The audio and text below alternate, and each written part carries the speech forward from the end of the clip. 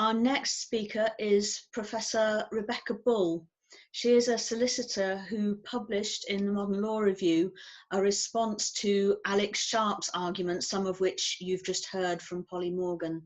So could I invite Rebecca, please, to unmute yourself and speak.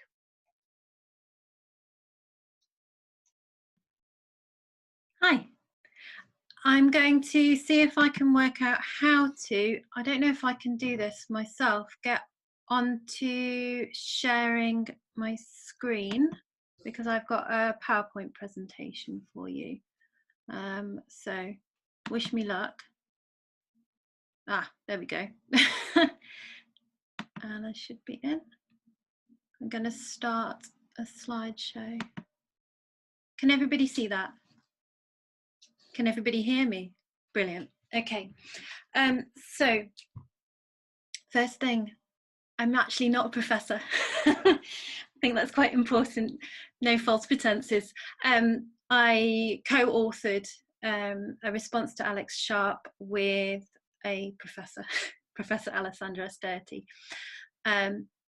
So I'm not going to go into too much academic detail, to be quite honest with you. With 5 minutes, I don't think that that's appropriate, really. But as my opposite number, Polly, said, there are impacts from allowing somebody to change their legal sex on the Equality Act, sex-based rights. And that's what I'm going to look at now. So I've got 6 things that I've got to look at in 5 minutes, so wish me luck. We're going to look at why sex matters. Sex change will defeat and remove an equal pay claim. And related to that, I know that the Women's Equality Party is particularly interested in gender pay gap reporting, and it will completely change the structure of gender pay gap reporting as well. 3, we're going to look at how it affects challenging on an individual basis, direct and indirect sex discrimination.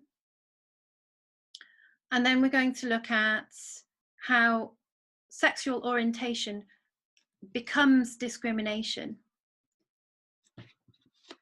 5, single-sex services. Unlike Polly, I think they actually do become unworkable. And 6, sporting chances. And if I've got time, I'll do a roundup. So let's move on.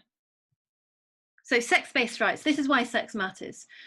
These are all the sex-based rights, I think they're all of them, in the Equality Act. We have got equal pay. I think that's particularly important because that's my field of work. We've got sex discrimination, sexual orientation, single-sex services, separate or single-sex accommodation and sports. And then you can see I've put in italics, and the reason for that is because we are not going to have time to look over those. Single-sex associations, all women's shortlists, single-sex schools, occupational requirements, harassment and victimization. All of those are rights which are impacted by sex. Now, if you look at each of those words, it's got an asterisk next to it in green, not all of them. So all the ones that have got an asterisk next to them have not had any drafting in them to deal with what happens when somebody changes their sex. So to deal with the impact of a trans woman being admitted into the female sex protected characteristic. The ones without do. So equal pay, very important, I think. So when you, as a woman, bring an equal pay claim against a man, you need a comparator, and you need to look and see whether or not they're earning more money than you for doing what is like work, rated work, or equal value work, and they have to be of the opposite sex. If somebody changes their sex, they're no longer a comparator, so the claim disappears.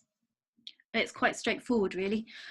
Gender pay gap reporting I haven't put in there, but it's another Equality Act right. it's kind of a right. It's difficult. It's not very easy to enforce, and the only way to enforce it really is to get a company fined. So you don't tend to see this going through the employment tribunal system. And that's section 78 of the Equality Act, which was brought into play by the Gender Pay Gap Regulations 2017. And again, if you look at regulation 2 of those, then it refers to the difference between male and female pay.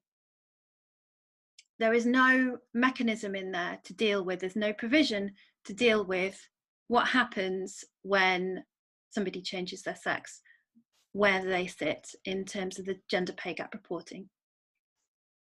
So the Equality Act needs to be looked at. Challenging direct and indirect sex discrimination. So sex discrimination, obviously quite important for women's rights. Direct discrimination is when somebody treats A less favourably than B, and it will be on the basis of their sex. If you are going to look at a woman comparing their treatment to that of a trans woman, once the trans woman has got a GRC, they would not be able to say that they've been treated less favourably, because there would be no difference in sex between the two of them. And there's nothing yet written into the Equality Act to deal with the circumstances for that, I think we're saying, natal woman who may have been treated less favourably. They're no longer able to make that claim.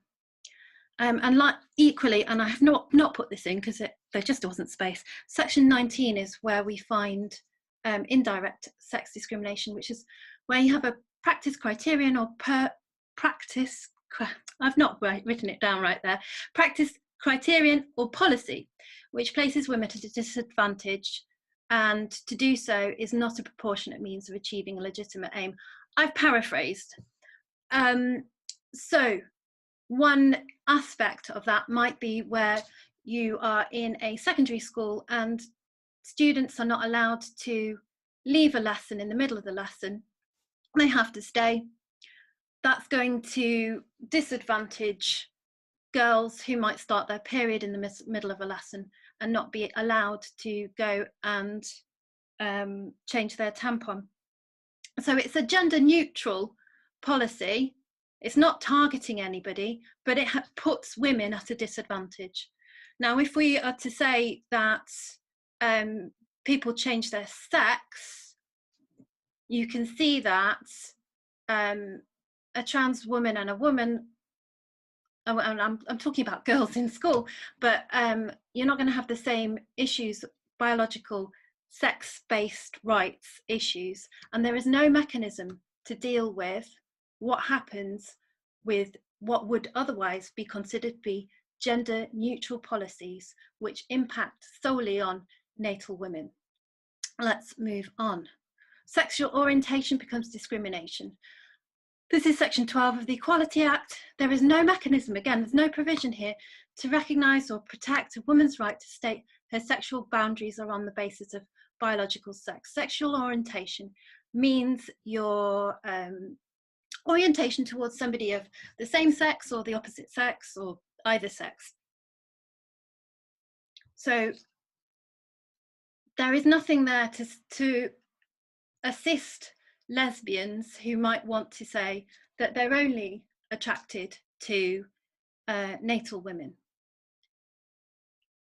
The Equality Act doesn't deal with that for them, and there's no way for that to be dealt with as discrimination if they're not able to assert their sexuality, talk about their sexuality. So there we go.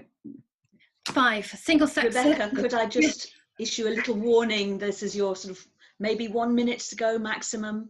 We're nearly there. I know time is short, but we're nearly there. This is a really long slide, so I won't go into it in too much detail. Single sex services, they're a particular part of the Equality Act which is written there, and I've dragged it out.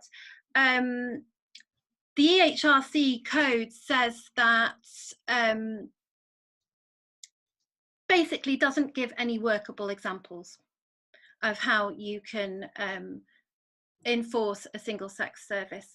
The only way to do it when you're looking at somebody whose gender reassignment is on the basis of their gender reassignment, which is just not, that's sophistry. We don't want to discriminate against anybody because they're gender reassigned. The reason why a woman doesn't want a trans woman in the same space as her, for example, in a communal changing room in the swimming pool, won't be because they're gender reassigned, it will be because of their natal sex, and that's not workable. It's not possible to argue that. It would not be an admissible argument in law. Sporting classes, if section 195 of the Equality Act, if we're just looking at sex, a sporting... Can I just interrupt here? Sorry, Rebecca. Go for it. The problem is we don't have policies on sports. So I'll move on. There's, in a way, you know, it's not that it's not an interesting thing to talk about, but it's not really relevant to what we're asking the Assembly to do in terms of looking at our policies. Fair enough, I can leave that slide and that gives us a bit more. That's great, thank you. If you move on to the roundup. Those are the impacts on sex-based rights. You're going to defeat an equal pay claim. A sex discrimination claim is going to be vitiated. Lesbians can't define their sexuality. Single-sex services, in my view, jettisoned. And you're not worried about female athletes. You're going to create a hierarchy of rights because there is nothing in the Equality Act that deals with what happens for natal women in the comparison to trans women. And what we do have, in my view, is sophistry and doesn't actually work. And I've finished.